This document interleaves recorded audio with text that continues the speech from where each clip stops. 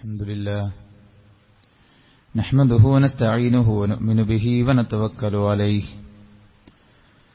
ونعوذ بالله من شرور أنفسنا ومن سيئات أعمالنا من يهده الله فلا مضل له ومن يضلله فلا هادي له وأشهد أن لا إله إلا الله وحده لا شريك له وأشهد أن محمدا عبده ورسوله أرسله بالهدى ودين الحق ليظهره على الدين كله ولو كره المشركون اللهم صل على محمد وعلى آل محمد كما صليت على إبراهيم وعلى آل إبراهيم إنك حميد مجيد أما بعد فإن خير الحديث كتاب الله وخير الهدي هدي محمد صلى الله عليه وسلم وشر الأمور محدثاتها وكل محدثة بدعة وكل بدعة ضلالة وكل ضلالة في النار أعوذ بالله من الشيطان الرجيم يا أيها الذين آمنوا اتقوا الله حق تقاته ولا تموتن إلا وأنتم مسلمون يا أيها الناس اتقوا ربكم الذي خلقكم من نفس واحدة وخلق منها زوجها وبث منهما رجالا كثيرا ونساء واتقوا الله الذي تساءلون به والأرحام إن الله كان عليكم رقيبا يا أيها الذين آمنوا اتقوا الله وقولوا قولا سديدا يصلح لكم أعمالكم ويغفر لكم ذنوبكم ومن يطع الله ورسوله فقد فاز فوزا عظيما. ഏറെ പ്രിയമുള്ള വിശ്വാസിനികളെ, സൃഷ്ടികർത്താവും സർവ്വലോക നിയന്താവും സർവ്വ അനുഗ്രഹങ്ങളുടെയും ദാതാവുമായ അല്ലാഹു സുബ്ഹാനഹു വ തആലയുടെ വിധികളും വിലക്കുകളും യഥോചിതം പാലിച്ചു ജീവിക്കാൻ പരമാവധി പരിശ്രമിക്കണേ എന്ന് ഉണർത്തുകയാണ്, ഉപദേശിക്കുകയാണ്. അല്ലാഹു നമുക്കെല്ലാവർക്കും അതിനുള്ള തൗഫീഖ് നൽകി അനുഗ്രഹിക്കുമാറാവട്ടെ. ഏറെ ഭാഗ്യം സിദ്ധിച്ചവരാണ് നമ്മളൊക്കെ. രോഗം കൊണ്ടും മറ്റു കുടുംബത്തിലുള്ള മറ്റുള്ളവരുടെ രോഗം കൊണ്ടുമൊക്കെ ഈ വെള്ളിയാഴ്ച സുദിനത്തിൽ, അതും റമദാനിന് മുന്നോടിയായുള്ള ശഅബാനിന്റെ പുണ്യമാക്കപ്പെട്ട ദിനങ്ങളിൽ ജുമഅയിൽ പങ്കെടുക്കാൻ നമുക്ക് ഭാഗ്യം ലഭിച്ചു എന്നത് വലിയൊരു സൗഭാഗ്യവും സന്തോഷവുമായി തന്നെ നമ്മൾ കാണണം. അല്ലാഹു നമ്മിൽ നിന്നെല്ലാം കബൂൽ ചെയ്യുകയും ഒരു ഇരുത്തത്തിലപ്പുറത്ത് നമ്മുടെ ജീവിതത്തിൽ മാറ്റത്തിനും വിശുദ്ധി കൈക്കൊള്ളാനും ഖുത്ബകൾ പ്രയോജനപ്പെടുത്തുമാറ് അല്ലാഹു നമ്മുടെ മനസ്സിൽ മാറ്റങ്ങളും ജീവിതത്തിൽ ചലനവും ഉണ്ടാക്കാൻ ഇതൊരു നിമിത്തമാക്കട്ടെ എന്ന് പ്രാർത്ഥിക്കുകയാണ്. സഹോദരന്മാരെ, ഉറ്റവരുടെ മരണം നമ്മെ വല്ലാതെ വേദനിപ്പിക്കാറുണ്ട്. ഉറ്റവരുടെ മരണത്തിൽ ഖേദം പ്രകടിപ്പിക്കുമ്പോഴും പ്രതിഫലം കാക്ഷിക്കുവാനും റബ്ബ് സുബ്ഹാനഹു വ തആലയോട് ഖൈറിനെ പകരം ചോദിക്കുവാനും അദ്ദേഹത്തിനു വേണ്ട ഇസ്ലാമികമായ മുറകൾ പാലിക്കുവാനും നമ്മൾ ശ്രദ്ധിക്കേണ്ടതുമായി ബന്ധപ്പെട്ട് കഴിഞ്ഞ ചില ഖുത്ബകളിൽ നമ്മൾ ചില വിഷയങ്ങൾ അവതരിപ്പിച്ചിരുന്നു. ഓരോ മരണവും നമ്മോട് വിളിച്ചോതുന്നത് നമുക്കും ഇതുപോലത്തെ ഒരു നിമിഷത്തിൽ നാം വല്ലതും ചെയ്തു വെക്കണം എന്ന ഓർമ്മപ്പെടുത്തലുകളാണ് ഓരോ സമയത്തും ലഭിച്ചുകൊണ്ടിരിക്കുന്നത് എന്നതുകൂടെ ചേർത്തുവെക്കേണ്ടതിന്റെ അനിവാര്യതയും നമ്മൾ മനസ്സിലാക്കിയിട്ടുണ്ട്. മരണത്തെക്കുറിച്ചും മരണാനന്തര കർമ്മത്തെക്കുറിച്ചുമൊക്കെ ചർച്ച ചെയ്യുമ്പോൾ സ്വാഭാവികമായും നമ്മിൽ നിന്നുണ്ടാകുന്ന ചില ചോദ്യങ്ങളാണ് മരണപ്പെട്ടവർക്കു വേണ്ടി നമുക്കെന്തെല്ലാം ചെയ്യാൻ സാധിക്കും എന്നുള്ളത്. സമൂഹത്തിൽ ഒരുപാട് കാര്യങ്ങൾ ആളുകൾ പുണ്യം ലഭിക്കുമെന്ന നിലക്ക് ചെയ്തുകൊണ്ടിരിക്കുന്നുണ്ട്. അവരുടെ മരണത്തിന്റെ ദിവസം കണക്ക് നോക്കി അതിന്റെ 3-ാമത്തെ ദിവസം, 7-ാമത്തെ ദിവസം, 14-ാമത്തെ ദിവസം 40-ാമത്തെ ദിവസം, കൊല്ലം തികയുമ്പോൾ, അങ്ങനെ തുടങ്ങി ഓരോ വർഷം ആ ദിനങ്ങൾ കടന്നു വരുമ്പോൾ അങ്ങനെ പ്രത്യേക ആചാരങ്ങളും പൂജകളും ദിക്റുകളും ദുആകളും ഭക്ഷണ വിതരണങ്ങളുമൊക്കെയായി പ്രവാചകൻ സല്ലല്ലാഹു അലൈഹി വസല്ലമ സമയം നിശ്ചയിക്കാത്ത ചില സമയങ്ങളിൽ പ്രവാചകൻ സല്ലല്ലാഹു അലൈഹി വസല്ലമ കാണിച്ചു തന്നിട്ടില്ലാത്ത ചില ആചാരങ്ങൾ ചെയ്താൽ ഖബറിൽ കിടക്കുന്നയാൾക്ക് ആശ്വാസവും പ്രതിഫലവും ഗുണവും ലഭിക്കുമെന്ന് പ്രതീക്ഷിക്കുന്ന ആളുകൾ നമ്മുടെ ചുറ്റുപാടിലുണ്ട്. അതുപോലെ തന്നെ മരണവീട്ടിൽ മരിച്ചാൽ പിന്നീട് അവിടെ ഖുർആൻ പാരായണങ്ങൾ കൊണ്ട്, പ്രത്യേക തൽബിയത്തുകൾ കൊണ്ട്, ആ വീടിനെ ദിക്ർ കൊണ്ട്, ഖുർആൻ പാരായണം കൊണ്ട് നിറഞ്ഞതാക്കാൻ വേണ്ടിയും ചില ആളുകൾ പരിശ്രമിക്കുന്നത് കാണാൻ സാധിക്കും. വിശുദ്ധ ഇസ്ലാം ഒരിക്കലും പറഞ്ഞിട്ടില്ലാത്ത, പഠിപ്പിച്ചിട്ടില്ലാത്ത മക്ബറകളിൽ കത്തപ്പുരകൾ കെട്ടി വിശുദ്ധ ഖുർആനിന്റെ പാരായണവും പ്രത്യേകമായിട്ടുള്ള പൂജകളും നമ്മുടെ മുസ്ലിം സമൂഹത്തിൽ നടന്നുകൊണ്ടിരിക്കുന്നുണ്ട്. ഇവിടെ ഇസ്ലാം അതിന്റെ കൃത്യമായ വഴി നമുക്ക് കാണിച്ചു തരാൻ വേണ്ടി കടന്നു വന്നവരാണ് മഹാനായ പ്രവാചകൻ സല്ലല്ലാഹു അലൈഹി വസല്ലം. ആ പ്രവാചകന്റെ ചുവട് പിടിച്ചുകൊണ്ടാണ്, ആ പ്രവാചകൻ കാണിച്ചു തന്ന മാർഗത്തെ പിൻപറ്റിക്കൊണ്ടാണ് നമ്മളെല്ലാവരും ഇസ്ലാമിനെ ആചരിക്കേണ്ടത്. അള്ളാഹുവിന്റെ പ്രവാചകൻ എങ്ങനെ അള്ളാഹുവിനെ ആരാധിച്ചുവോ അതുപോലെ ആരാധിക്കാമെന്ന് സാക്ഷ്യപ്പെടുത്തുകയാണ് ഷഹാദത്തൈനിയുടെ 2ാമത്തെ ഭാഗത്തിൽ അഷ്ഹദു അന്ന മുഹമ്മദർ റസൂലുള്ളാഹ് എന്ന് പറഞ്ഞാൽ അതിന്റെ അർത്ഥം അള്ളാഹുവിന്റെ പ്രവാചകൻ കൊണ്ടുവന്നതിൽ ഞാൻ വിശ്വസിക്കാമെന്നും പ്രവാചകൻ സല്ലല്ലാഹു അലൈഹി വസല്ലമയെ ഞാൻ അനുസരിക്കാമെന്നും പ്രവാചകൻ വിലക്കിയതിൽ നിന്ന് ഞാൻ മാറി നിൽക്കാമെന്നും പ്രവാചകൻ സല്ലല്ലാഹു അലൈഹി വസല്ലമ എങ്ങനെയാണോ അള്ളാഹുവിനെ ആരാധിച്ചത് അങ്ങനെ ആരാധിച്ചുകൊണ്ട് ഞാൻ ജീവിച്ചുകൊള്ളാം എന്നുമാണ് 2ാമത്തെ ഷഹാദത്തിന്റെ ഭാഗം. അതുകൊണ്ട് ഓരോരുത്തർക്കും തോന്നുന്ന പുണ്യപ്രവർത്തനങ്ങൾ അല്ലെങ്കിൽ മറ്റാരെങ്കിലും ഉണ്ടാക്കിയെടുത്തിട്ടുള്ള പ്രമാണത്തിന്റെ പിൻബലമില്ലാത്ത ചില ആചാരങ്ങൾ ഒരിക്കലും നമ്മുടെ ജീവിതത്തിൽ കടന്നുവരാൻ പാടില്ല. നേരെ മറിച്ച് പ്രമാണങ്ങളിൽ കടന്നുവന്ന, പ്രമാണം നമ്മളോട് അനുശാസിക്കുന്ന, പ്രമാണത്തിന്റെ പിൻബലമുള്ള, നമുക്ക് ഫലം ലഭിക്കുമെന്ന് പ്രതീക്ഷിക്കാൻ പറ്റുന്ന ചില കർമ്മങ്ങൾ നബി സല്ലല്ലാഹു അലൈഹി വസല്ലം നമ്മെ ഓർമ്മപ്പെടുത്തിയിട്ടുണ്ട്. അതിനെ ബോധ്യപ്പെടുത്തുകയാണ് ഇന്നത്തെ ഖുത്ബയിൽ. ഒന്നാമത്തേത് മരിച്ചവർക്ക് വേണ്ടിയുള്ള ആത്മാർത്ഥമായ പ്രാർത്ഥനയാണ്. വഖുർ റബ്ബി റഹ്മഹുമാ കമാ റബ്ബയാനി സഗീറാ. അല്ലാഹുവിന്റെ പ്രവാചകൻ സല്ലല്ലാഹു അലൈഹി വസല്ലമ നമ്മളെ ഓർമ്മപ്പെടുത്തുകയും വിശുദ്ധ ഖുർആൻ മാതാപിതാക്കളെ പരാമർശിച്ചെടുത്ത് പരാമർശിക്കുകയും ചെയ്ത കാര്യമാണ് ഈ ഒരു പ്രാർത്ഥന. റസൂൽ കരീം സല്ലല്ലാഹു അലൈഹി വസല്ലം ഈ ഒരു വഖുർ റബ്ബി റഹ്മഹുമാ എന്ന ഈ പ്രാർത്ഥന കൊണ്ട് എന്താണ് ഉദ്ദേശിക്കുന്നത് എന്ന് പണ്ഡിത ലോകം നമ്മളെ പഠിപ്പിച്ചിട്ടുണ്ട്. അവർക്ക് റഹ്മത്തിനു വേണ്ടി ജീവിച്ചിരിക്കുമ്പോഴും മരിച്ചിരിക്കുന്നവരുമായ മാതാപിതാക്കൾക്കു വേണ്ടിയുള്ള റഹ്മത്തിനെ ചോദിക്കലാണ് റബ്ബി റഹ്മഹുമാ എന്ന ആ പ്രാർത്ഥന കൊണ്ട് ഉദ്ദേശം എന്ന് പണ്ഡിതന്മാർ വ്യാഖ്യാനിച്ചത് നമുക്ക് കാണാൻ സാധിക്കും. അപ്പോൾ ജീവിച്ചിരിക്കുന്നവരാകട്ടെ മരിക്കുന്നവരാകട്ടെ അവർക്ക് റഹ്മത്തിനു വേണ്ടിയുള്ള നമ്മുടെ പ്രാർത്ഥന അല്ലാഹു സുബ്ഹാനഹു വ തആലയുടെ അടുക്കലേക്കുള്ള, അവിടെ സ്വീകരിക്കുന്ന അല്ലെങ്കിൽ നമുക്ക് അനുവദിക്കപ്പെട്ട ഒരു കാര്യമാണ് എന്ന് നമ്മൾ മനസ്സിലാക്കേണ്ടതുണ്ട്. ജീവനുള്ളപ്പോഴും മരിച്ചാലും ഏത് സമയത്തും നമ്മൾ നമ്മുടെ മാതാപിതാക്കൾക്ക് വേണ്ടി പ്രാർത്ഥിക്കേണ്ട പ്രാർത്ഥനയാണ് റബ്ബി റഹ്മഹുമാ കമാ റബ്ബയാനി സഗീറ എന്ന പ്രാർത്ഥന. പ്രാർത്ഥനയുടെ ഒരു ഘട്ടം അതാണ്. മറ്റൊന്ന് മയ്യത്ത് കാണുമ്പോഴുള്ള പ്രാർത്ഥനയാണ്. പ്രവാചകൻ സല്ലല്ലാഹു അലൈഹി വസല്ലം അബൂ സലമ മരിച്ചു കിടക്കുമ്പോൾ പ്രാർത്ഥിച്ച പ്രാർത്ഥന നമുക്കറിയാം. അല്ലാഹുമ്മ ഗഫിർ ലി അബീ സലമ വർഫഅ ദറജതഹു ഫിൽ മഹ്ദിയീൻ വഖ്ലുഫുഹു ഫീ അഖ്ബിഹി മിനൽ ഗാബിരീൻ എന്ന് പ്രവാചകൻ സല്ലല്ലാഹു അലൈഹി വസല്ലം പ്രാർത്ഥിച്ചിട്ടുണ്ട്.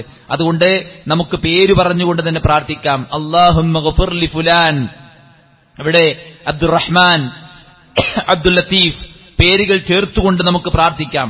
വർഫഅ ദറജതഹു ഫിൽ മഹ്ദിയീൻ വഖ്ലുഫുഹു ഫീ അഖ്ബിഹി മിനൽ ഗാബിരീൻ വഗ്ഫിർ ലനാ വലഹു യാ റബ്ബൽ ആലമീൻ വഫ്തഹ് ലഹു ഫീ ഖബ്രിഹി വനൂറുൻ ലഹു വനവ്വിർ ലഹു ഫീ എന്ന പ്രാർത്ഥന നമുക്ക് മയ്യത്ത് കാണുമ്പോൾ ചൊല്ലാം. ആ പ്രാർത്ഥനയുടെ ഫലം അവർക്ക് നമുക്ക് പ്രതീക്ഷിക്കാം. അല്ലാഹുവേ, ഇദ്ദേഹത്തിന് ഉന്നത പദവി കൊടുക്കണമെന്നും അദ്ദേഹത്തിന്റെ അസാന്നിധ്യത്തെ നീ നികത്തണമെന്നും അദ്ദേഹത്തിന്റെ പാപം പുറത്തുകൊടുത്ത് അദ്ദേഹത്തിന്റെ ഖബറിനെ വിശാലമാക്കി അവിടെ പ്രകാശം നിറക്കണേ എന്ന അർത്ഥവത്തായ പ്രാർത്ഥനയാണിത്. മയ്യത്ത് സന്ദർശിക്കാൻ പോകുന്നത് ഈ ദുആ ചൊല്ലാൻ വേണ്ടിയായിരിക്കണം. പോയില്ലെങ്കിൽ കുഴപ്പമല്ലേ, കുറെ കാലം കൂടെ വർക്ക് ചെയ്ത ആളല്ലേ, നമ്മുടെ അയൽവാസിയല്ലേ, പോയില്ലെങ്കിൽ മോശല്ലേ, എന്ന നിലക്ക് ആരും കാണാനില്ല. നമ്മൾ പോയാലും പോയില്ലെങ്കിലും അയാൾ അറിയുന്നില്ല നമ്മൾ വന്നോ ഇല്ലേ എന്ന കാര്യം. അതുകൊണ്ട് തന്നെ അള്ളാഹുവിനോട് അദ്ദേഹത്തിന് വേണ്ടി പ്രാർത്ഥിക്കാനാണ് നമ്മൾ ശ്രമിക്കേണ്ടത്. മറ്റൊന്ന് പ്രവാചകൻ സല്ലല്ലാഹു അലൈഹി വസല്ലം പഠിപ്പിച്ച കാര്യം എന്താണ്? ഇദാ ഹദർതുമുൽ മരീദ അവിൽ മയ്യിത്ത്, മയ്യത്തിന്റെയോ രോഗിയുടെ അടുക്കൽ നിങ്ങൾ എത്തുകയാണെങ്കിൽ ഫഖൂലൂ ഖൈറാ, നിങ്ങൾ നല്ലത് പറയണം. ആ മയ്യത്തിനെ കുറിച്ച് നല്ലത് പറയണം, മോശം പറയരുത്. രോഗിയാണെങ്കിൽ അയാളുടെ സവിധത്തിൽ വെച്ച് അയാളെക്കുറിച്ച് നല്ലത് പറയണം. ഫഇന്നൽ മലായികത യുഅമ്മിനൂന അലാ മാ തഖൂലൂൻ, നിങ്ങൾ പറയുന്നതിന് വേണ്ടി മലായികത്തുകൾ ആമീൻ പറയുന്നുണ്ട്. അപ്പൊ നമ്മൾ മയ്യത്താകട്ടെ രോഗിയാകട്ടെ അവരുടെ സമീപത്ത് വെച്ച് അവരെക്കുറിച്ച് നല്ലത് പറയണം. കാരണം ആ നല്ല വാക്കുകൾക്ക്, നല്ല പ്രവർത്തനങ്ങൾക്ക്, ആ നല്ല സംസാരത്തിന്, അദ്ദേഹത്തെക്കുറിച്ചുള്ള നല്ല അഭിപ്രായത്തിന് മലായികത്തിന്റെ പ്രാർത്ഥന കൂടെ ലഭിക്കുന്നുണ്ട് എന്ന് പ്രവാചകൻ സല്ലല്ലാഹു അലൈഹി വസല്ലം. പ്രാർത്ഥിക്കേണ്ട മറ്റൊരു ഘട്ടം മയ്യത്ത് നമസ്കാരത്തിലാണ്. മയ്യത്ത് നമസ്കാരത്തിൽ ആത്മാർത്ഥമായി നമ്മൾ മയ്യത്തിനു വേണ്ടി പ്രാർത്ഥിക്കണം. ആയിഷ റളിയല്ലാഹു അൻഹ പറയുന്നു, അനി നബി സല്ലല്ലാഹു അലൈഹി വസല്ലം ഖാൽ, നബി പറഞ്ഞിരിക്കുന്നു, മാ മിൻ മയ്യത്തിൻ യുസല്ലി അലൈഹി ഉമ്മത്തുൻ മിനൽ മുസ്ലിമീന യബ്ലുഗൂൻ മിഅതൻ കുല്ലുഹും യശ്ഫഊന ലഹു ഇല്ലാ ശുഫിഉ ഫീ. ആയിഷ റളിയല്ലാഹു അൻഹ നബി സല്ലല്ലാഹു അലൈഹി വസല്ലം പറയുകയാണ്, 100ഓളം പേരടങ്ങുന്ന ഒരു സംഘം മുസ്ലിങ്ങൾ ഒരു മയ്യത്തിനു വേണ്ടി ശുപാർശ ചെയ്തുകൊണ്ട് നമസ്കരിച്ചാൽ അവരുടെ ശുപാർശ സ്വീകരിക്കപ്പെടാതിരിക്കുകയില്ല. അപ്പോൾ മയ്യത്ത് നമസ്കരിക്കാൻ വിശ്വാസമുള്ള, ശിർക്ക് സംഭവിച്ചിട്ടില്ലാത്ത എന്ന് മറ്റൊരു ഹദീസിൽ വന്നിട്ടുണ്ട്. മാ മിൻ റജുലിൻ മുസ്ലിം യമൂത്ത് ഫയഖൂമു അലാ ജനാസതിഹി 40 റജുലൻ ലാ യുശ്രികൂന ബില്ലാഹി ശൈആ ഇല്ലാ ശഫഅഹുമുല്ലാഹു ഫീ. 40 ശിർക്ക് ചെയ്യാത്ത ആളുകൾ ഒരു മയ്യത്തിനു വേണ്ടി പ്രാർത്ഥിച്ചു കഴിഞ്ഞാൽ, മയ്യത്ത് നമസ്കാരം നിർവഹിച്ചു കഴിഞ്ഞാൽ പ്രവാചകൻ സല്ലല്ലാഹു അലൈഹി വസല്ലം പറയുകയാണ്, അവരുടെ കാര്യത്തിൽ അവരുടെ ശുപാർശ അല്ലാഹു സ്വീകരിക്കാതിരിക്കുകയില്ല. അപ്പോൾ മയ്യത്ത് നമസ്കാരത്തിന് വിശ്വാസി വൃന്ദം ഒരുമിച്ച് ചേരണം. നമുക്ക് തിരക്കുണ്ടാകാം, നമുക്ക് ഒരുപാട് കാര്യങ്ങൾ ചെയ്യാനുണ്ടാകാം. പക്ഷേ നമ്മുടെ കൂടെ ജീവിച്ച നമ്മുടെ പിതാവോ നമ്മുടെ കുടുംബക്കാരനോ നമ്മുടെ അയൽവാസിയോ നമ്മുടെ നാട്ടുകാരനോ ആയ ഒരാൾക്ക് അവസാനം നമുക്ക് കൊടുക്കാനുള്ളതാണ് അയാൾക്ക് വേണ്ടിയുള്ള നമസ്കാരം. ആ നമസ്കാരത്തിന് എത്ര പേർ വരുന്നുണ്ടോ അവരെല്ലാം നാളെ അയാൾക്ക് ശുപാർശകരാണ്. അവരുടെ ശുപാർശ അല്ലാഹു സ്വീകരിക്കുമെന്നാണ് നബി സല്ലല്ലാഹു അലൈഹി വസല്ലമ നമ്മളെ പഠിപ്പിച്ചിട്ടുള്ളത് എന്നുള്ളതാണ്. മറ്റൊരു ഹദീസിൽ കാണാൻ സാധിക്കും, നബി ഹുറൈറ റളിയല്ലാഹു അൻഹു അനിൻ നബി സല്ലല്ലാഹു അലൈഹി വസല്ലം ഇന്നർ റജുല ലതുർഫഉ ദറജതുഹു ഫിൽ ജന്ന ഫയഖൂലു അന്നാ ഹാദാ ഫയഖാലു ബിഇസ്തിഗ്ഫാരി വലദിക ലക. നാളെ പരലോകത്തെ വിശ്വാസി ഒരു മനുഷ്യന് അയാളുടെ പദവി സ്വർഗത്തിൽ ഉയർത്തപ്പെടും. അപ്പോൾ അവൻ ചോദിക്കും, എന്താണ് എനിക്കിത് ലഭിക്കാൻ കാരണം? ഫയുഖാൽ, അപ്പോൾ പറയപ്പെടും, ബിഇസ്തിഗ്ഫാരി വലദിക ലക, നിന്റെ മകന്റെ ഇസ്തിഗ്ഫാർ കാരണത്താലാണ് നിനക്ക് ഈ പദവി ഉയരുന്നത് എന്നതാണ്. അപ്പോൾ മരിച്ച നമ്മുടെ മാതാപിതാക്കൾക്ക് വേണ്ടി, നമ്മുടെ ബന്ധുമിത്രാദികൾക്ക് വേണ്ടി, നമ്മുടെ രക്തബന്ധുക്കൾക്ക് വേണ്ടി, നമ്മുടെ സഹോദരങ്ങൾക്ക് വേണ്ടി നാം നടത്തുന്ന പ്രാർത്ഥന അവർക്ക് അനുഭവപ്പെടുമെന്ന് തന്നെയാണ് ഈ ഹദീസിൽ നമുക്ക് മനസ്സിലാക്കാൻ സാധിക്കുന്നത്. നിസ്കാരം കഴിഞ്ഞാൽ ആളുകൾ തിരിഞ്ഞു പോകാറാണ് പതിവ്. പക്ഷേ നമസ്കാരത്തിന് ശേഷം അയാളെ ഖബറിലേക്ക് ഇറക്കി വെച്ച് അദ്ദേഹത്തിന് വേണ്ടി തസ്ബീത്ത് ചൊല്ലാൻ റസൂൽ കരീം സല്ലല്ലാഹു അലൈഹി വസല്ലം നമ്മളോട് പറഞ്ഞിട്ടുണ്ട്. അൻ ഉസ്മാൻ ഇബ്നു അഫ്ഫാൻ റളിയല്ലാഹു അൻഹു ഖാൽ كان النبي صلى الله عليه وسلم إذا فرغ من دفن الميت, പ്രവാചകൻ മയ്യത്തിനെ ഖബറടക്കി കഴിഞ്ഞാൽ വഖഫ അലൈഹി, പ്രവാചകൻ സല്ലല്ലാഹു അലൈഹി വസല്ലം അവിടെ നിൽക്കും. ഫയഖൂൽ, എന്നിട്ട് പറയും, ഫഖാൽ, എന്നിട്ട് പറയും, ഇസ്തഗ്ഫിറൂ ലി അഖീകും വസലൂ ലഹു തസ്ബീത് ഫഇന്നഹു അൽആൻ യുസ്അൽ, നിങ്ങൾ നിങ്ങളുടെ സഹോദരന് വേണ്ടി ഇസ്തിഗ്ഫാറിനെ തേടണം. അല്ലാഹു ഇവന്റെ പാപം പുറത്തു കൊടുക്കണേ എന്ന് നമ്മൾ ആത്മാർത്ഥമായി പ്രാർത്ഥിക്കേണ്ട സമയമാണ്. മയ്യത്തിനെ ഖബറടക്കി കഴിഞ്ഞാൽ നിങ്ങൾ അയാൾക്ക് വേണ്ടി ഇസ്തിഗ്ഫാർ തേടണം. വസലൂ ലഹു തസ്ബീത്, അയാൾക്ക് സ്ഥൈര്യം ലഭിക്കാൻ വേണ്ടി നിങ്ങൾ തസ്ബീത്ത് ചൊല്ലുകയും ചെയ്യണം. ഫഇന്നഹുൽ ആൻ യുസ്അൽ, അയാളിപ്പോൾ ചോദ്യത്തിന് വിധേയമാക്കപ്പെടുകയാണ്. മലായികത്തുകൾ ചോദ്യം ചെയ്യാൻ പോവുകയാണ്. അതുകൊണ്ട് തന്നെ മലക്കുകളുടെ ചോദ്യത്തിന് മുമ്പ് അയാൾക്ക് തസ്ബീത്ത് കൊടുക്കാൻ, അയാൾക്ക് സ്ഥിരത കൊടുക്കാൻ, അള്ളാഹുവിന്റെ റഹ്മത്ത് കൊടുക്കാൻ, അയാളുടെ പാപം പുറത്തു കൊടുക്കാൻ അയാൾക്ക് വേണ്ടി പ്രാർത്ഥിക്കണം. നമ്മൾ സാധാരണ പ്രാർത്ഥിക്കുന്ന ആ പ്രാർത്ഥന അല്ലാഹുമ്മ സബ്ബിത്ഹു ഇൻദ സുആൽ അല്ലാഹുമ്മ അൽഹിംഹുൽ ജവാബ് അല്ലാഹുമ്മ ജാഫിൽ ഖബ്റ അൻ ജംബൈ അല്ലാഹുമ്മ ഗ്ഫിർ ലഹു വർഹംഹു അല്ലാഹുമ്മ അമിൻഹു മിൻ കുല്ലിൽ ഫസഅ എന്ന തസ്ബീത്തിന്റെ വചനങ്ങൾ ചൊല്ലുക എന്നത് മയ്യത്തിനു വേണ്ടി നമ്മൾ ചെയ്യേണ്ട സുന്നത്തായി പഠിപ്പിച്ച കാര്യമാണ്. പഠിപ്പിച്ച കാര്യങ്ങൾക്ക് നമ്മൾ പ്രാധാന്യം കൊടുക്കണം. അതിനുശേഷം പിന്നീട് ഒരു മുട്ടുകുത്തിയിരുന്നൊരു പ്രത്യേക മന്ത്രിക്കലുകളോ പ്രത്യേകമായിട്ടുള്ള തെൽഖീനുകളോ പേപ്പറിൽ എഴുതി വെക്കുന്ന രൂപമോ എല്ലാം അള്ളാഹുവിനെ പൊട്ടീസാക്കുന്ന പ്രവർത്തനമാണ്. ഖബറിനെക്കുറിച്ചും ബർസഖിനെക്കുറിച്ചും വിവരമില്ലാത്തതുകൊണ്ട് ചെയ്യുന്ന കാര്യമാണ്. അള്ളാഹുവിന്റെ മുത്തുനബി സ്വല്ലല്ലാഹു അലൈഹി വസല്ലം ഒരുപാട് മയ്യത്തുകൾ ഖബറടക്കിയ ചരിത്രം ഹദീസുകൾ നമുക്ക് കാണാൻ സാധിക്കും. ബഖീഉൽ ഗർഖദിൽ അള്ളാഹുവിന്റെ പ്രവാചകൻ ഒരുപാട് തവണ സന്ദർശനം നടത്തിയ ചരിത്രം ഹദീസുകൾ നമ്മൾ വായിക്കുന്നുണ്ട്. അള്ളാഹുവിന്റെ റസൂലിന്റെ തിരുകരങ്ങൾ കൊണ്ട് മയ്യത്ത് ഖബറിലേക്ക് ഇറക്കി വെച്ച രംഗങ്ങൾ വരെ ഉണ്ടായിട്ടുണ്ട്. അവിടങ്ങളിലൊന്നും പേപ്പറിൽ എഴുതി ഒട്ടിച്ചു കൊടുത്തതോ അള്ളാഹുവിന്റെ പ്രവാചകൻ സല്ലല്ലാഹു അലൈഹി വസല്ലമ ഇനി മലക്കുകൾ വരും കേട്ടോ, ചോദ്യം ചോദിക്കും കേട്ടോ, അപ്പോൾ നീ ഇന്നത് പറയണം കേട്ടോ എന്നൊന്നും എവിടെയും പറഞ്ഞതായി കാണാൻ സാധിക്കുകയില്ല. അതുകൊണ്ട് മയ്യത്തിനു വേണ്ടിയുള്ള ഈ സന്ദർഭങ്ങളിലൊക്കെയുള്ള പ്രാർത്ഥന, മരിച്ചു എന്ന് കേട്ടാൽ മരണത്തിനെ സന്ദർശിക്കുമ്പോ നമസ്കാരത്തിൽ ഖബറിടങ്ങളിൽ അതിനുശേഷവും അയാൾക്ക് വേണ്ടി ചെയ്യുന്ന ഇസ്തിഗ്ഫാർ. അപ്പൊ മക്കളൊക്കെ ചോദിക്കും എന്താ ചെയ്യേണ്ടത്? നമ്മൾ ഏറ്റവും അധികം ചെയ്യേണ്ട കാര്യം അള്ളാഹുവിനോട് ഇസ്തിഗ്ഫാറിനെ തേടലാണ്. നമ്മുടെ മാതാപിതാക്കൾക്ക് വേണ്ടി, മരിച്ചുപോയ നമ്മുടെ സഹോദരങ്ങൾക്ക് വേണ്ടി. കാരണം അവർക്കൊരിക്കലും എന്റെ പാപം പുറത്തു തരണേ എന്ന് പ്രാർത്ഥിക്കാനോ അങ്ങനെ പ്രാർത്ഥിച്ചാൽ ഉത്തരം ലഭിക്കുന്ന സാഹചര്യമോ ഒന്നുമില്ല. അല്യൗമ അമൽ ലാ ഹിസാബ്, ഇത് അമലിന്റെ ലോകമാണ്, ഇവിടെ ഹിസാബില്ല. നാളെ ഹിസാബിന്റെ ലോകമാണ്, പിന്നീട് അമലില്ല. അതുകൊണ്ട് നമ്മൾ പരമാവധി അവർക്ക് വേണ്ടി പ്രാർത്ഥിക്കണം എന്നുള്ളതാണ് നമ്മൾ മനസ്സിലാക്കിയിരിക്കേണ്ടത്. വിശ്വാസികൾ, സഹാബികൾക്ക് ശേഷമുള്ള സത്യവിശ്വാസികളുടെ പ്രാർത്ഥന വിശുദ്ധ ഖുർആനിൽ അല്ലാഹു സുബ്ഹാനഹു വ തആല എടുത്തു കൊടുക്കുന്നുണ്ട്. റബ്ബന ഗ്ഫിർ ലനാ വലി ഇഖ്വാനിന അല്ലദീന സബഖൂനാ ബിൽ ഈമാൻ വല തജ്അൽ ഫീ ഖുലൂബിനാ ഗില്ലൻ ലില്ലദീന ആമനൂ റബ്ബന ഇന്നക റഊഫുർ റഹീം. അല്ലാഹു ഞങ്ങൾക്ക് നീ പുറത്തു തരണേ. വലി ഇഖ്വാനിന അല്ലദീന സബഖൂനാ ബിൽ ഈമാൻ, ഈമാനിൽ ഞങ്ങളെ മുൻകടന്നുപോയ ഞങ്ങളുടെ മുൻഗാമികൾക്കും നീ പുറത്തു കൊടുക്കണേ. വല തജ്അൽ ഫീ ഖുലൂബിനാ ഗില്ലൻ ലില്ലദീന ആമനൂ, വിശ്വാസികളോട് ഞങ്ങളുടെ ഹൃദയത്തിൽ നീ ഈർഷ്യതയും പകയും വെച്ചു പുലർത്തുന്ന അവസ്ഥ ഉണ്ടാക്കല്ലേ എന്ന് വിശ്വാസികൾ പ്രാർത്ഥിക്കുന്ന രംഗം വിശുദ്ധ ഖുർആൻ പറയുന്നുണ്ട്. അപ്പൊ ഒന്നാമതായി നമ്മൾ ചെയ്യേണ്ടത് പ്രാർത്ഥനയാണ് ഈ പറയപ്പെട്ട സന്ദർഭം. രണ്ടാമത്തേത് മരിച്ചയാളുടെ കടം ഉടനെ വീട്ടുക എന്നുള്ളതാണ്. പ്രവാചകൻ സല്ലല്ലാഹു അലൈഹി വസല്ലം പറഞ്ഞു, നഫ്സുൽ മുഅ്മിൻ മുഅല്ലഖത്തുൻ ബിദൈനിഹി ഹത്താ യുഖ്ദാ അൻഹു. ഒരാളുടെ കടം വീട്ടുന്ന സമയമത്രയും ഒരു വിശ്വാസിയുടെ ആത്മാവ് അതിനാൽ ബന്ധിപ്പിക്കപ്പെട്ട നിലക്കാണുള്ളത്, തടയപ്പെട്ട നിലക്കാണുള്ളത്. അപ്പൊ നമ്മളൊക്കെ ആരെങ്കിലും എന്തെങ്കിലുമൊക്കെ ബാധ്യത ഉണ്ടെങ്കിൽ മകൻ ഏറ്റെടുത്തിട്ടുണ്ട് എന്ന് പറയും. പിന്നെ മക്കളങ്ങനെ നടക്കും കടം വീട്ടാതെ കുറേ കാലം. വീട്ടൽ നിർബന്ധമാണ്. എത്ര വേഗത്തിൽ വീട്ടാൻ പറ്റുമോ അത്ര വേഗത്തിൽ വീട്ടണം. പ്രവാചകൻ സല്ലല്ലാഹു അലൈഹി വസല്ലമയുടെ ജീവിതത്തിൽ അങ്ങനെ ഒരു സംഭവം ഉണ്ടായിട്ടുണ്ട്. മയ്യത്തിന്റെ കടം വീട്ടിയാലാണ് അയാൾക്ക് ആശ്വാസം ലഭിക്കുന്നത് എന്ന് തെളിയിക്കുന്ന ഒരു സംഭവമുണ്ട്. അൻ സഅദ് ബിൻ അത്വൽ അന്ന അഖാഹു മാത് വതറക 300 ദിർഹം, 300 ദിർഹം കടമാക്കിയിട്ട് ബാക്കി വെച്ചിട്ട് ഒരാള് പിന്നെ മരണപ്പെടുകയുണ്ടായി. അങ്ങനെ അദ്ദേഹത്തിന്റെ കടം ഒരാൾ ഏറ്റെടുത്തു. പ്രവാചകൻ സല്ലല്ലാഹു അലൈഹി വസല്ലമ അദ്ദേഹത്തോട് നിരന്തരമായി ആ കാര്യം ചോദിച്ചുകൊണ്ടേയിരുന്നു അത് ഏറ്റെടുത്ത ആളോട്. അവര് പറഞ്ഞു, നബി ഇപ്പോഴല്ലേ മരിച്ചിട്ടുള്ളൂ, ഇന്നല്ലേ മരിച്ചിട്ടുള്ളൂ, ഇന്നലെയല്ലേ മരിച്ചിട്ടുള്ളൂ എന്ന് പറയാൻ തുടങ്ങി. റസൂൽ സല്ലല്ലാഹു അലൈഹി വസല്ലമ അത് വീടി എന്ന് കേട്ടപ്പോഴാണ്, അത് ഞാൻ കൊടുത്തു എന്ന് പറഞ്ഞപ്പോഴാണ് പറഞ്ഞത് ആ മയ്യത്ത് ഇപ്പോഴാണ് മോചിപ്പിക്കപ്പെട്ടത് എന്ന്. അപ്പോൾ അത്രയും അധികം ശ്രദ്ധയോടുകൂടെ നമ്മൾ കൈകാര്യം ചെയ്യേണ്ട ഒരു കാര്യമാണ് യഥാർത്ഥത്തിൽ കടം വീട്ടിക്കൊടുക്കുക എന്നുള്ളത്.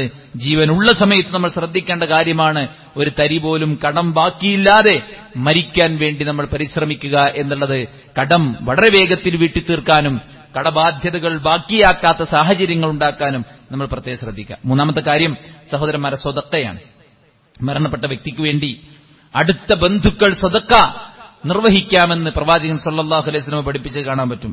ബന്ധുക്കളുടെ സ്വതക്കയുടെ പുണ്യം ആ മയ്യത്തിന് ലഭിക്കുമെന്നും പ്രവാചകൻ സല്ലല്ലാഹു അലൈഹി വസല്ലം നമ്മെ ഉണർത്തിയിട്ടുണ്ട്. അൻ അബി ഹുറൈറ റളിയല്ലാഹു അൻഹു അന്ന റജുലൻ ഖാല ലിന്നബി സല്ലല്ലാഹു അലൈഹി വസല്ലം, നബിയുടെ അടുക്കൽ വന്ന ഒരാൾ ചോദിക്കാണ്, നബിയോട് അദ്ദേഹം പറയാണ്, റസൂലേ ഇന്ന അബി മാത്, എന്റെ പിതാവ് മരണപ്പെട്ടിരിക്കുന്നു, വതറക മാലൻ വലം യൂസ്, എന്റെ പിതാവ് സമ്പത്ത് ബാക്കി വച്ചിട്ടുണ്ട്, പക്ഷെ അദ്ദേഹം വസിയത്ത് ചെയ്യാൻ സാധിക്കാതെയാണ് എന്റെ പിതാവ് മരിച്ചിട്ടുള്ളത്. ഫഹൽ യുകഫിറു അൻഹു അൻ അതസദ്ദഖ അൻഹു ഖാൽ, ആ പിതാവിന് വേണ്ടി ഞാൻ സ്വതക്ക ചെയ്താൽ അവരുടെ പാപങ്ങൾ മായ്ക്കപ്പെടുമോ? നബി സല്ലല്ലാഹു അലൈഹി വസല്ലം പറഞ്ഞു, നഅം, അതെ.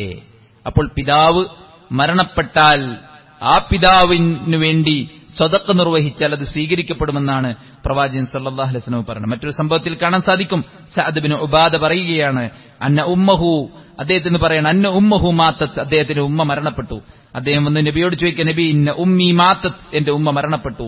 അഫ അതസദ്ദഖു അൻഹാ, നബിയെ ഞാൻ എന്റെ ഉമ്മക്ക് വേണ്ടി എനിക്ക് എന്റെ ഉമ്മക്ക് വേണ്ടി സ്വതക്ക ചെയ്യാൻ പറ്റുമോ? നബി സല്ലല്ലാഹു അലൈഹി വസല്ലം പറഞ്ഞു, നഅം, അതെ, നിങ്ങൾ സദക്ക ചെയ്തോളൂ എന്നാണ് പറയുന്നത്. അപ്പോ മരണപ്പെട്ടവർക്ക് പ്രതിഫലം ലഭിക്കാൻ വേണ്ടി നമുക്ക് സദക്ക നിർവഹിക്കാം, വഖഫ് നിർവഹിക്കാം, അതുപോലെ തന്നെ പള്ളികളും മറ്റും നിർമ്മിക്കാം, കിണറുകളും മറ്റു സാമൂഹിക സേവന പ്രവർത്തനങ്ങളും സമ്പത്തുകൾ കൊണ്ട് ചെയ്യാം, അതിന്റെ കൂലി അവർക്ക് ലഭിക്കും. നാലാമത്തെ സംഗതി നോമ്പാണ്. മരണപ്പെട്ട വ്യക്തിയുടെ ഫർളായ നോമ്പുകളോ നേർച്ച നേർന്ന നോമ്പുകളോ, നേർച്ച നേർന്നാൽ അതും ഫർളാണല്ലോ, ആ നോമ്പുകളോ ഉണ്ടെങ്കിൽ അവ നോറ്റുവീട്ടാൻ അവരുടെ ഉറ്റബന്ധുക്കൾ ശ്രദ്ധിക്കണം. മൻ മാത വഅലൈഹി സിയാം സ്വമ അൻഹു വലിയുഹു, ആരെങ്കിലും മരണപ്പെട്ടു അയാളുടെ മേൽ നോമ്പ്, നിർബന്ധമായ നോമ്പ് ബാക്കിയുണ്ടെങ്കിൽ അത് വീട്ടണം. കാരണം ഫദൈനുല്ലാഹി അഹഖു അൻ യുഖ്ളാ, അല്ലാഹുമായുള്ള കടം വീട്ടലാണ് പടപ്പുകളുമായി കടം വീട്ടുന്നതിനേക്കാളും ഏറ്റവും പ്രാധാന്യമുള്ളത്. ഇപ്പൊ പടപ്പുകളുടെ കടം വീട്ടാൻ തന്നെ വളരെ ഗൗരവമുണ്ടെങ്കിൽ അള്ളാഹിനോടുള്ള കടം വീട്ടാൻ എത്ര ഗൗരവമാണ്. അതുകൊണ്ട് നിങ്ങൾ അവർക്ക് വേണ്ടി നോമ്പ് നോൽക്കണം, അവരുടെ നിർബന്ധ നോമ്പുകൾ നിങ്ങൾ പൂർത്തീകരിച്ചു കൊടുക്കണം എന്നുള്ളതാണ്. അഞ്ചാമത്തെ കാര്യം, ഹജ്ജും ഉംറയും അവർക്ക് വേണ്ടി നിർവഹിച്ചു കൊടുക്കാം, അതിന്റെ പ്രതിഫലം അവർക്ക് ലഭിക്കുമെന്ന് നബി സല്ലല്ലാഹു അലൈഹി വസല്ലമയിൽ നിന്ന് വന്ന ഹദീസുകൾ കാണാൻ സാധിക്കും. ഇബ്നു അബ്ബാസിൽ നിന്ന് നിവേദനം ചെയ്യുന്ന ഹദീസിൽ കാണാം, ജുഹൈന ഗോത്രത്തിലെ ഒരു സ്ത്രീ നബി സല്ലല്ലാഹു അലൈഹി വസല്ലമയോട് ചോദിക്കുകയാണ്, എന്റെ മാതാവ് ഹജ്ജിന് നേർച്ചയാക്കിയിരുന്നു, അങ്ങനെ അത് നിർവഹിക്കാൻ കഴിയാതെ അവർ മരിച്ചു പോകുന്ന സാഹചര്യം ഉണ്ടായി, അതുകൊണ്ട് അവർക്ക് പകരമായി ഞാൻ ഹജ്ജ് ചെയ്യട്ടെയോ എന്ന് നബി സല്ലല്ലാഹു അലൈഹി വസല്ലമയോട് ചോദിച്ചു. അപ്പോൾ റസൂൽ സല്ലല്ലാഹു അലൈഹി വസല്ലം പറഞ്ഞു, അതെ, അവർക്ക് പകരമായി നിങ്ങൾ ഹജ്ജ് നിർവഹിച്ചു കൊള്ളുക. നിന്റെ മാതാവ് കൊടുത്തു വീട്ടേണ്ട കടമുണ്ടായിരുന്നെങ്കിൽ നീ അത് വീട്ടുമായിരുന്നില്ലേ എന്നാണ് നബി സല്ലല്ലാഹു അലൈഹി വസല്ലം ചോദിക്കുന്നത്. അള്ളാഹുവിന്റെ ബാധ്യത നിർവഹിക്കൂ, അവന്റെ ബാധ്യതയാണ് നിർവഹിക്കാൻ കൂടുതൽ അർഹമായിട്ടുള്ളത്. അപ്പൊ ഹജ്ജും ഉംറയും നേർച്ചയാക്കിയിട്ടുള്ള ആളുകളെ സംബന്ധിച്ചിടത്തോളം അത് കടമാണ്, അത് നമ്മൾ ഉമ്മക്കും ഉപ്പക്കും വേണ്ടി നിർവഹിച്ചു കൊടുക്കണം. ഇനി നേർച്ചയാക്കിയില്ലെങ്കിലും മാതാപിതാക്കൾക്ക് വേണ്ടി ഹജ്ജും ഉംറയും നിർവഹിക്കാം എന്നുള്ളതാണ്. പക്ഷെ മറ്റുള്ളവർക്ക് വേണ്ടി ഹജ്ജും ഉംറയും നിർവഹിക്കുമ്പോൾ സ്വന്തത്തിനു വേണ്ടി ഹജ്ജും ഉംറയും ആദ്യം ഒരു തവണ നിർവഹിച്ചവരാണ് അത് നിർവഹിക്കേണ്ടത് എന്നുകൂടെ ചേർത്ത് വായിക്കുക. ഇത്രയും കാര്യങ്ങളാണ് മരിച്ചവർക്ക് വേണ്ടി അവരുടെ ഉറ്റബന്ധുക്കൾക്കും അവരുടെ സുഹൃത്തുക്കൾക്കും സഹോദരങ്ങൾക്കുമൊക്കെ ചെയ്തു കൊടുക്കാനുള്ള ഏറ്റവും സുന്നത്തായ കാര്യങ്ങൾ. ഇത് നമ്മൾ ചെയ്തു കൊടുക്കാൻ ജാഗ്രത കാണിക്കുകയും ചെയ്യണം. കാരണം നമ്മൾ ജീവനോടെ നിൽക്കുന്നവരാണ്, നമ്മൾ മരിക്കാത്തവരാണ്. മരിച്ചവർക്കൊന്നും ചെയ്യാൻ കഴിയില്ല, അതുകൊണ്ട് അവർക്ക് വേണ്ടി വല്ലതും ചെയ്യാൻ നമ്മൾ ശ്രദ്ധിക്കണം. അതോടൊപ്പം ഒരു കാര്യം കൂടെ നമ്മൾ മനസ്സിലാക്കുക, നമ്മിൽ നിന്ന് മരിച്ചുപോയവർക്ക് വേണ്ടി നമ്മൾ എന്ത് ചെയ്യാനാണ് ഇപ്പോൾ പരിശ്രമിച്ചുകൊണ്ടിരിക്കുന്നത് എന്ന് ചോദിച്ചാൽ, എപ്പോഴെങ്കിലുമൊക്കെ ഒരു ഖബർ സന്ദർശിക്കും, ഓർമ്മ വരുമ്പോഴൊക്കെ എന്ന് പ്രാർത്ഥിക്കും എന്നതല്ലാതെ എണ്ണിപ്പറയാൻ അധികമൊന്നും ചെയ്താലും തന്നെ വളരെ പരിമിതമായ കാര്യങ്ങളെ ഉണ്ടാവുകയുള്ളൂ. നമ്മുടെ കാലം കഴിഞ്ഞാൽ നമുക്ക് വേണ്ടി ചെയ്യാൻ ആർക്കെങ്കിലുമൊക്കെ ഓർമ്മയുണ്ടെങ്കിൽ ചെയ്യുമെന്നല്ലാതെ ആരുമുണ്ടാവുകയില്ലെന്ന ബോധം ജീവനുള്ള സമയത്ത് നമുക്കെല്ലാവർക്കും ഉണ്ടാകണം. നമുക്ക് വേണ്ടി ചെയ്യാൻ ജീവനുള്ള സമയത്ത് നമ്മൾ തന്നെ പരമാവധി പരിശ്രമിക്കണമെന്നുകൂടെ സാന്ദർഭികമായി ഓർമ്മപ്പെടുത്തുകയാണ്. അല്ലാഹു എല്ലാ ഖൈറും ബർക്കത്തും നമ്മിൽ വർഷിപ്പിക്കുമാറാവട്ടെ.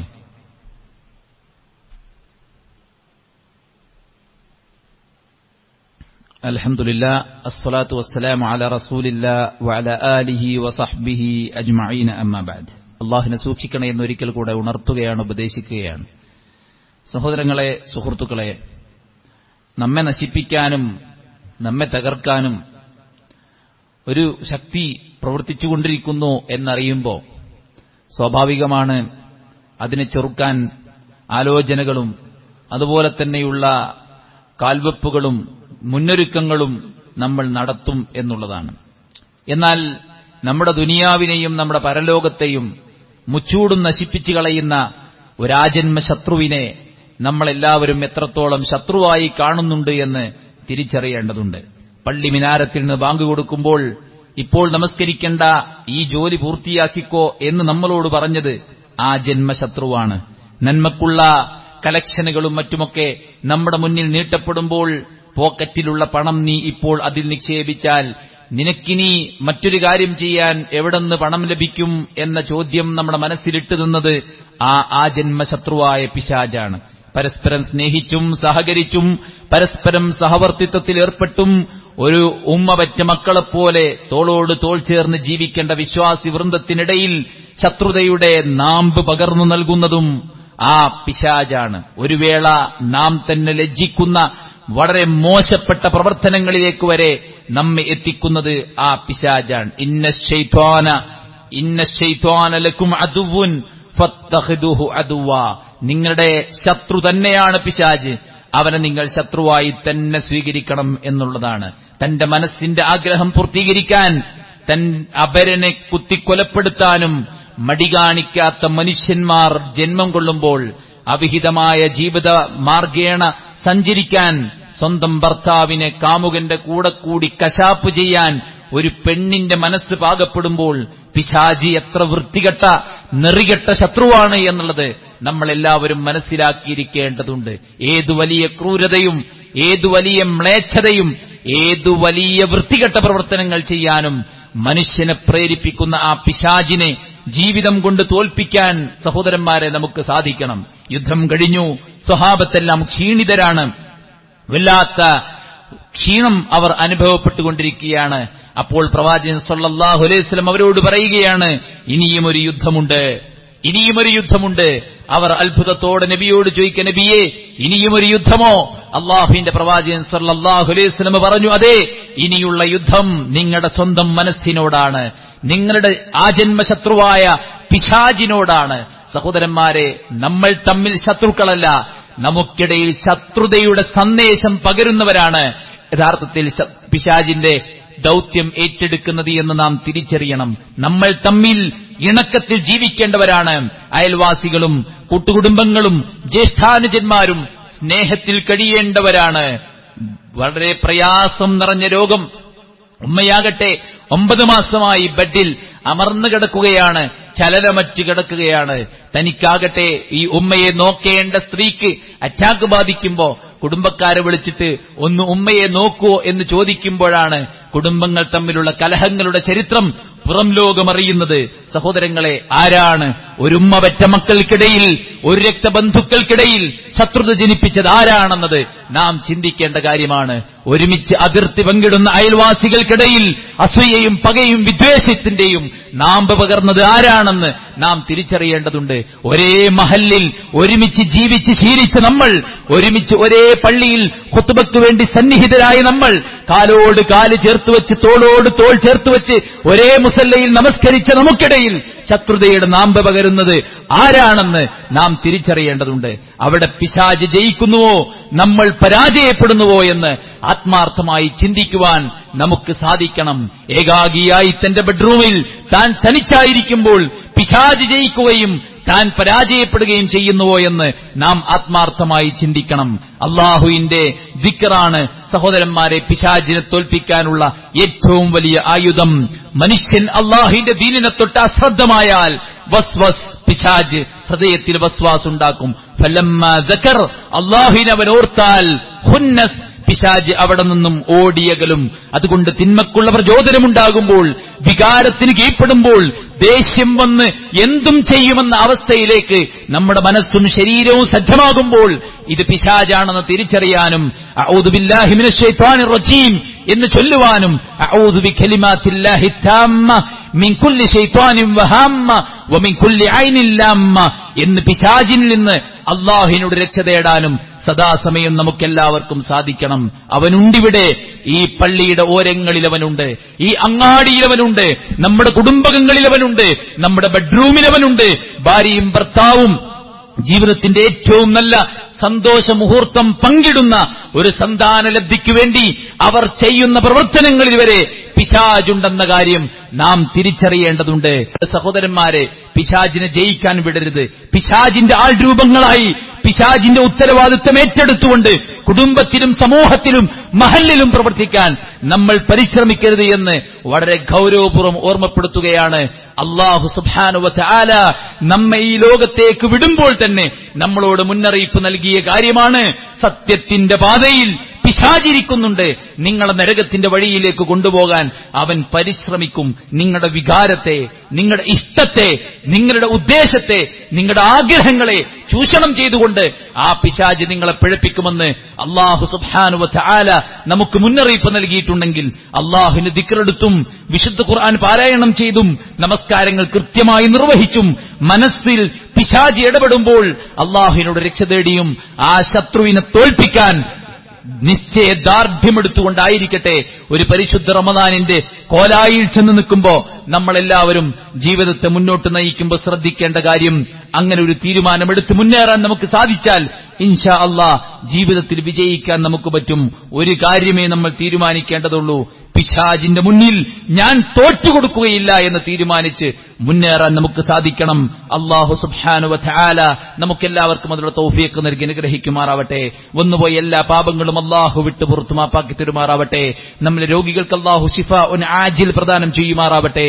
നമ്മിൽ നിന്ന് മരിച്ചു പിരിഞ്ഞ വിശ്വാസികൾക്ക് അല്ലാഹു മഗ്ഫിറത്തും മർഹമത്തും നൽകി അനുഗ്രഹിക്കുമാറാവട്ടെ. അവരുടെ ഖബറിനെ അല്ലാഹു പ്രകാശപൂരിതമാക്കുമാറാവട്ടെ. അവരുടെ സന്താനങ്ങൾക്ക് അല്ലാഹു മനസ്സമാധാനവും സ്വസ്ഥതയുമേകുമാറാവട്ടെ. അവരുടെ അഭാവം കൊണ്ട് പ്രയാസപ്പെടുന്ന ഇണകൾക്കും മക്കൾക്കും അല്ലാഹു രത്താണിയെ പകരം നൽകുമാറാവട്ടെ. അല്ലാഹുവിനെ കീഴ്പ്പെട്ടും അല്ലാഹുവിനെ ആത്മാർത്ഥമായി സ്നേഹിച്ചും ജീവിത കാലഘട്ടം കഴിച്ചുകൂട്ടാൻ അല്ലാഹു നമുക്കെല്ലാവർക്കും തൗഫീഖേകുമാറാവട്ടെ. അല്ലാഹുവിലേക്ക് കർമ്മങ്ങൾ ഉയർത്തപ്പെടുന്ന നാളുകളിൽ അബദ്ധങ്ങൾ സംഭവിച്ചിട്ടുണ്ട്. അല്ലാഹ് നീ എല്ലാറ്റിനും സാക്ഷിയാണ് നാഥ. ഇരുളുകളിൽ ചെയ്തതും ആരുമറിയാതെ കൂടിയിരുന്നതും എല്ലാം നാഥ നീ കണ്ടിട്ടുണ്ട്. അല്ലാഹുവേ, 100 പേരെ കൊന്നവന് പാപം പുറത്തു കൊടുത്ത തവ്വാബായ ഗഫൂറായ ഗഫാറായ അഫൂവായ നാഥ, ഞങ്ങളുടെ പാപങ്ങളെ നീ പുറത്തു തരയണമേ റബ്ബേ. ഞങ്ങളുടെ പാപങ്ങളെ നീ മായ്ച്ചു കളയണേ റബ്ബേ. മഹ്ശറിൽ മാലോകരുടെ മുന്നിൽ ഞങ്ങളുടെ പാപങ്ങളെ നീ മറച്ചു വെക്കണേ റബ്ബേ. ജീവിതത്തിന്റെ ശിഷ്ടകാലം നിനക്കിഷ്ടമില്ലാത്ത ഹറാമുകളിൽ നിന്ന് പൂർണ്ണമായി മാറി നിൽക്കാൻ ഞങ്ങൾക്ക് നീ തൗഫീഖ് നൽകണേ റഹ്മാനേ. അല്ലാഹുവേ, ഹറാമിനോട് കടുത്ത വെറുപ്പ് ഞങ്ങളുടെ മനസ്സിൽ നീ ഉണ്ടാക്കി തരയണമേ റബ്ബേ. ഖൈറാത്തുകളോട് ഇബാദത്തുകളോട് കടുത്ത പ്രേമം ഞങ്ങളുടെ ഹൃദയത്തിൽ നീ ഇട്ടുതരണേ റഹ്മാനേ. അല്ലാഹുവേ, നിന്റെ ഇഷ്ടദാസന്മാരായി ജീവിക്കുവാനും നിന്റെ ഇഷ്ടദാസന്മാരായി മരിക്കാനും ഞങ്ങൾക്കെല്ലാവർക്കും നീ തൗഫീഖ് നൽകി അനുഗ്രഹിക്കണേ റഹ്മാനേ. അല്ലാഹുമ്മ ഗ്ഫിർ ലിൽ മുഅ്മിനീന വൽ മുഅ്മിനാത്ത് വൽ മുസ്ലിമീന വൽ മുസ്ലിമാത്ത് അൽ അഹ്യാഇ മിൻഹും വൽ അംവാത് ഇന്നക മുജീബു ദഅവാതി യാ ഖാദിയൽ ഹജാത്. اللهم ربنا تقبل منا دعاءنا وصلاتنا وصيامنا وقيامنا وسجودنا وركوعنا إنك أنت السميع الغفور. اللهم ربنا آتنا في الدنيا حسنة وفي الآخرة حسنة وقنا عذاب النار. آمين برحمتك يا أرحم الراحمين.